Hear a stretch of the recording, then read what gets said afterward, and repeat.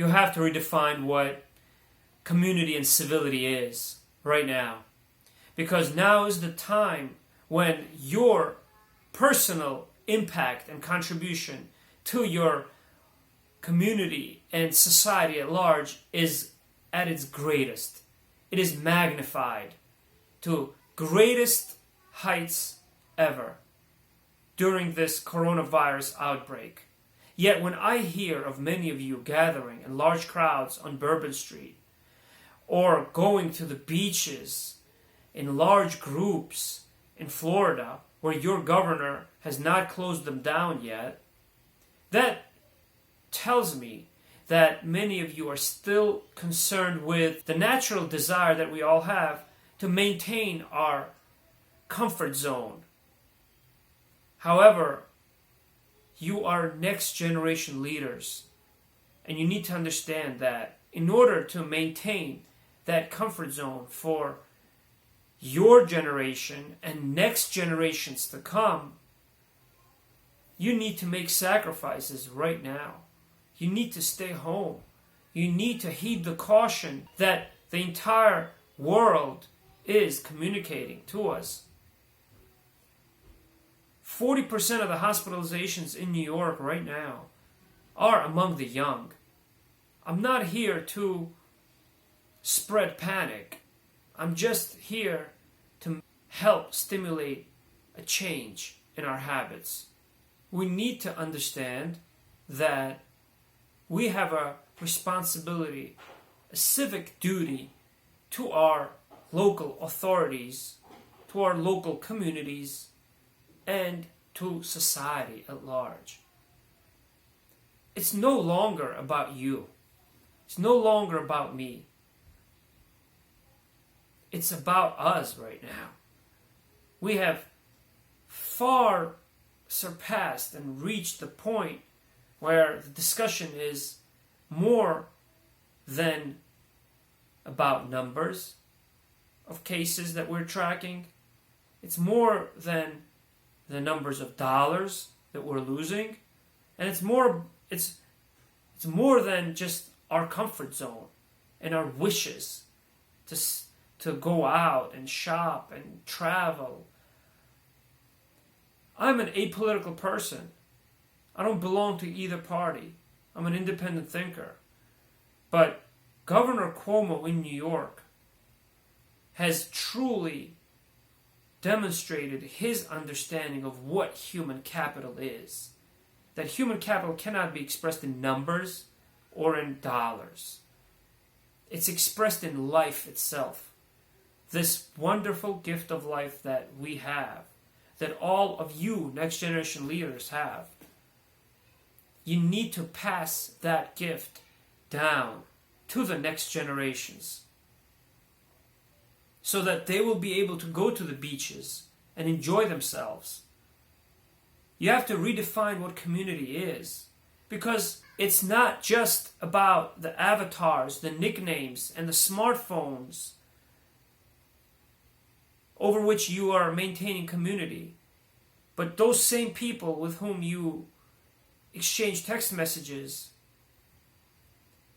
are ones that you want to touch one day. You want to shake their hands one day. Think about society in the future, next generation leaders. I'm not here to spread the panic. There are many different ways you can adapt at home by spending quality time with the people that you love, by calling them in many areas of your state, your country, or the globe where you have friends. But I want to stimulate stopping the spread of this nightmare globally, flattening the curve. And I'm here with this message to invite you to my group on LinkedIn called Corona Trace, in order to share and post all the detailed whereabouts and locations where those patients who test positive have been to, that we personally become aware of. This is a gap that our authorities have not been able to fill systematically. And I'm doing this as a civic duty, not as a business, as a civic duty to society at large.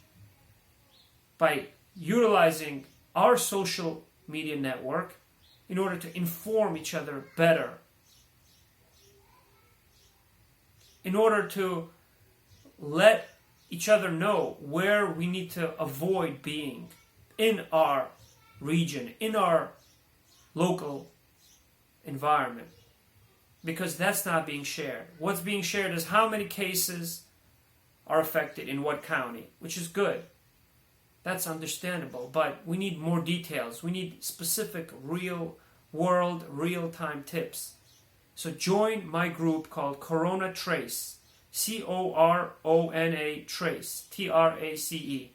Search it on LinkedIn, request me to add you. I will add all of you. And start bringing it to life.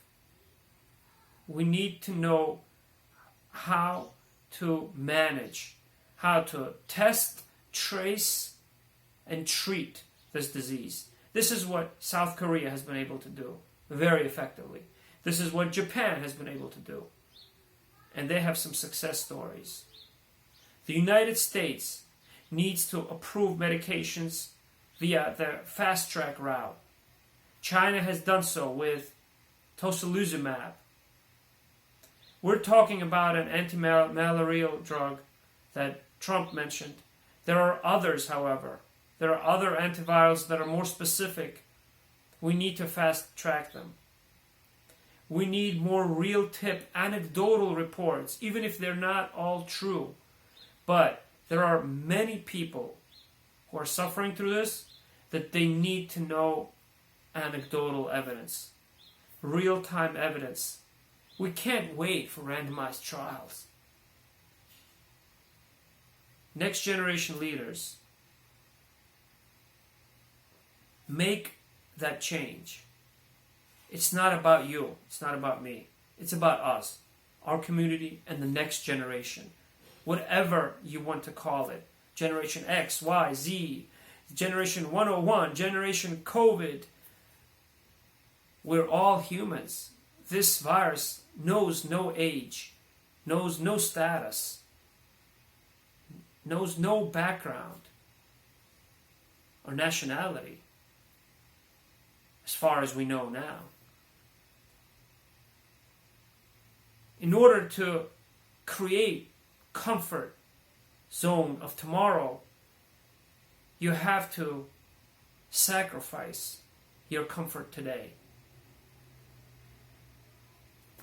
Stay home, stay safe.